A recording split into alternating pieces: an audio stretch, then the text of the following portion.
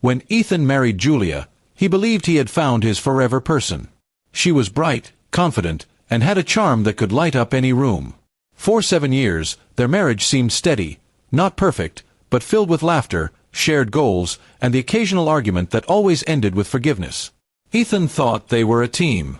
That illusion began to crack the moment Julia started working with a new realtor named Daniel to sell their second home. At first, Ethan thought nothing of it. Julia said Daniel was just helping her with the listing. She mentioned him in passing, praising his professionalism and quick results.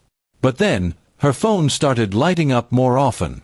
She began taking calls outside and deleting texts soon after. Her laughter sounded forced, and her eyes started avoiding his.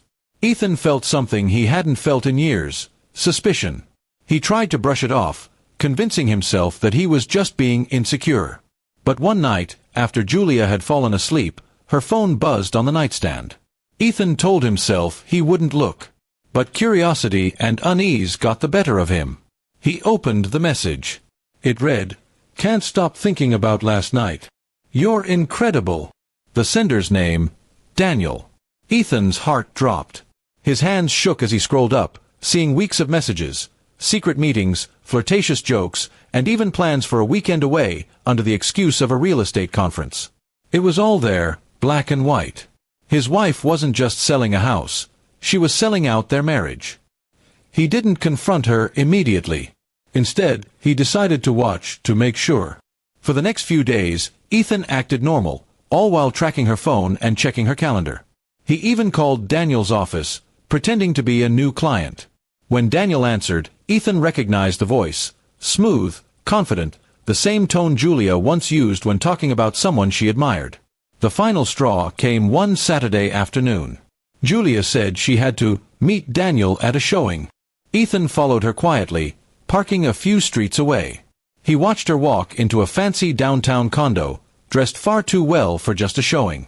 2 hours later, she came out, laughing and brushing Daniel's arm like a schoolgirl. Ethan sat in his car, his stomach burning with betrayal. He didn't sleep that night. He replayed every memory, every conversation, trying to understand how their love had turned into this. The next morning, he decided he wouldn't yell, wouldn't cry. He would confront them both calmly and with proof. A week later, Julia mentioned she and Daniel were meeting again to finalize paperwork. Ethan nodded and said he'd join them since he was co-owner of the property.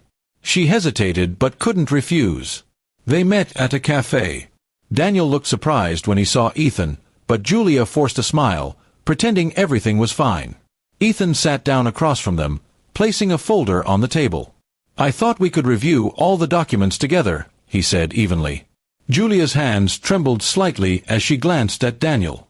"Sure," she murmured. Ethan opened the folder, not to reveal contracts, but screenshots of their messages. The color drained from Julia's face. Daniel shifted uncomfortably, looking for an escape. "You've been busy," Ethan said quietly. "Selling houses and destroying marriages." The cafe went silent. Julia whispered, "Ethan, please," but he cut her off.